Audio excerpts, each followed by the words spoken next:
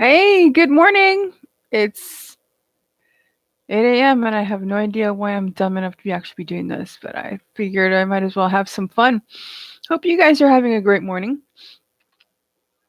I've been hanging out in the pyramids, kind of, sort of. Kind of wish I could have just done a drone out there, but I don't think I could get the shots or angles or anything nearly as high quality as what I have in front of me right now.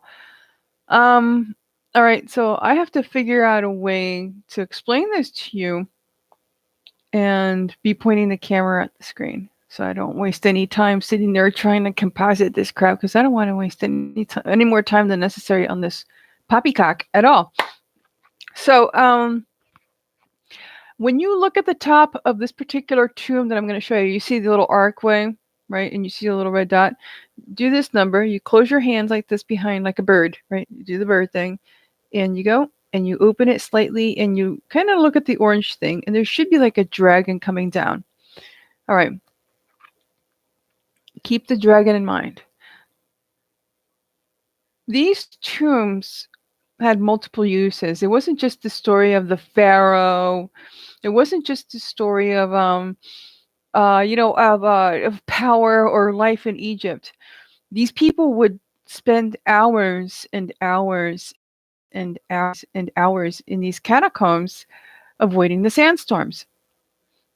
So these are all an ingenious play on rock and sound. I mean, these are just hours and hours of doing nothing, having a couple of drinks, staring at the walls, and really enjoying and being thankful for the act of being alive. Because once you're out in the sandstorm, you're pretty much a dead man.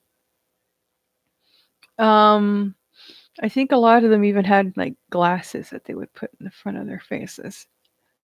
But you still it's not the same thing. You get your skin stripped off, and so they would just spend hours and hours and hours and hours and days and weeks forced to be together, and it was a very tight knit society, an extremely tightly knit society in these situations. I have no idea where a pharaoh was, but I'm sure there's an interesting story behind that. Eventually, it would seal one of the catacombs off and bury a pharaoh in it, and that would be it, and it would be named after him. I didn't know about this. I was now studying these, and I found some really interesting, amazing, amazing, amazing things going on these walls. My God. Um, I was sitting there checking the walls out with like a hand. So you do this number and you block out all the other information. There's all sorts of crap going on these things. I used a filter, and it got worse. It's gorgeous. You can make them move. You can make the little thingies move. But anyway, you have to figure that out on your own. Please don't lose these walls. These are family. They literally are family. All right, so not everybody was always the nicest sort of twat when it came to Egypt, of course. Some people had really, really, really nasty ideas about how Egypt should be run. I think in many instances, a lot of the walls were absolutely covered from top to bottom in artwork. And then they were erased, and the story of the pharaoh was put on it, and the pharaoh was buried. And some of the pieces of work were extremely intricate. Anyway, let me go ahead and introduce you to a really nasty story about a branch. This is supposed to be Setnacht tomb. This is KV 14A. Um, this particular one, due to its horsemen, the horsemen of the apocalypse, and all this crap. It's actually a little bit more complicated than that. However, it is used as a messaging forum from the looks of it. Some of the there's a dragon on here, of course, that I was telling you about. See, there's a couple of other things. Yeah, I know, I'm totally brain farting.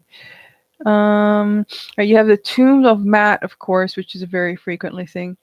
Um, yeah. In Spanish, there's another tomb there called Huye. Huye. In Spanish, that means avoid. So I would avoid that tomb, or at least, don't hang out in there too much. Um,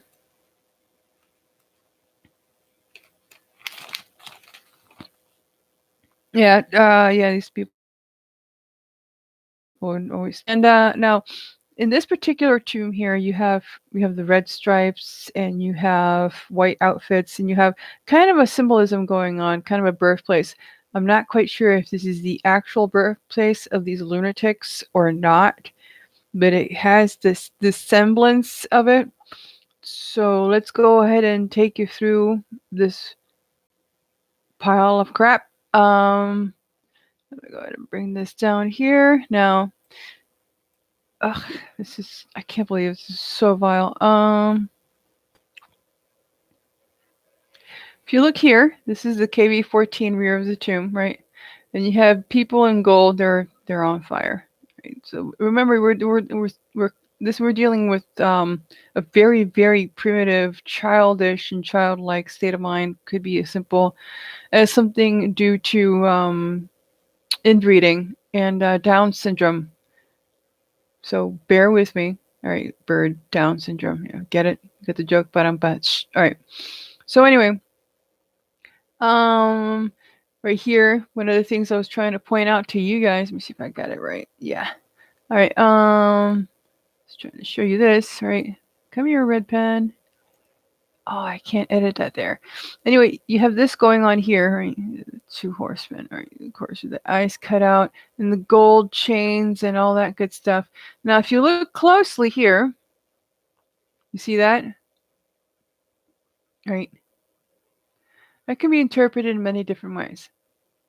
In this instance, we're interpreting them as a pair of lungs. Right. We're hitting up the Nazis and the KKK in this one, both of them together. Wherever the heck their origins came from, let's go ahead and consider this being a serious candidate for having literally gone that way. What you see going here up on top, remember when I had you curl your hand and look for the dragon? Right, the area here is a little dragon that comes in, believe it or not. You just have to cup your hand the right way. This is ovulation. Right? This is literally symbol for ovulation coming down here. Yeah, they were that advanced. So anyway, make sure this is on maximum volume.